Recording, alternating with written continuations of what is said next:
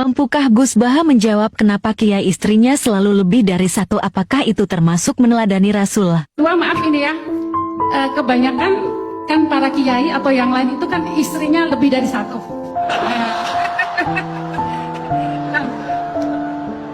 Dan maaf ini ya, agak ekstrim juga ya. Dengan alasan itba Rasul lebih dari satu katanya gitu. Nah, apakah ini termasuk mempunyai istri lebih dari satu itu termasuk meneladani Rasulullah SAW? Gitu ya. Saya kira cukup sekian. Assalamualaikum warahmatullahi wabarakatuh. Waalaikumsalam warahmatullahi wabarakatuh. Kok tadi kok tersangkanya hanya kiai, rata-rata kiai itu istrinya itu selera lelaki bukan selera kiai gitu. Karena itu di Arab itu banyak yang enggak kiai, istrinya juga. Bisa sering cerita, kalau kamu tidak berani poligami, jangan lalu nggak tahu logika poligami. Saya termasuk umat yang saya yakin husnudzon dicintai Rasulullah SAW. Karena saya itu sinau lama, bukan ingin jadi rektor, bukan, memang sinau untuk sinau. Juga nggak ingin jadi ketua MUI, ya enggak, mau sinau untuk sinau.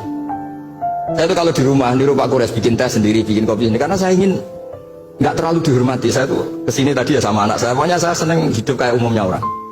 Begini, kalau Anda tidak berani poligami atau suka poligami, Nabi itu oke sebagai percontohan, tapi sadarlah kamu itu tidak Nabi. Begini, saya sering bilang begini, Nabi itu orang baik. Berarti kalau punya istri satu, membentuk orang menjadi baik. Kalau membentuk orang baik satu baik, bentuk dua ya lebih baik, bentuk tiga lebih baik. Kebalikannya kita, atau kamu lah kalau bahasa kasarnya itu. Satu istri saja kamu bentuk dari baik menjadi tidak baik. Lah kalau dua malah kayak apa? Kalau tiga malah kayak gitu aja. Jadi fikihnya kadang-kadang orang baik itu nggak bisa ditiru karena tadi nolong orang baik satu baik, nolong dua lebih baik, nolong tiga.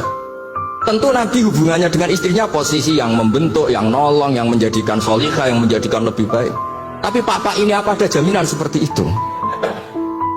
Tapi ya jangan bilang kalau gitu nggak usah poligami, jangan. Wajah-wajah gini kan riskan yang lebih buruk misalnya. Ya sudah gitu ya. Jadi menurut saya itu makanya ini pentingnya fikih. Ada illatul hukmi, ada logika apa.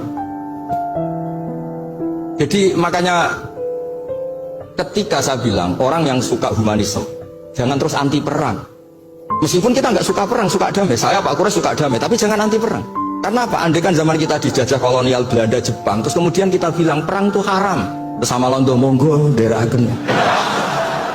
Ketemu Jepang monggo, kan lucu. Artinya gini, cerita-cerita perang Nabi itu secara akademik ada konteksnya, yaitu mempertahankan apa?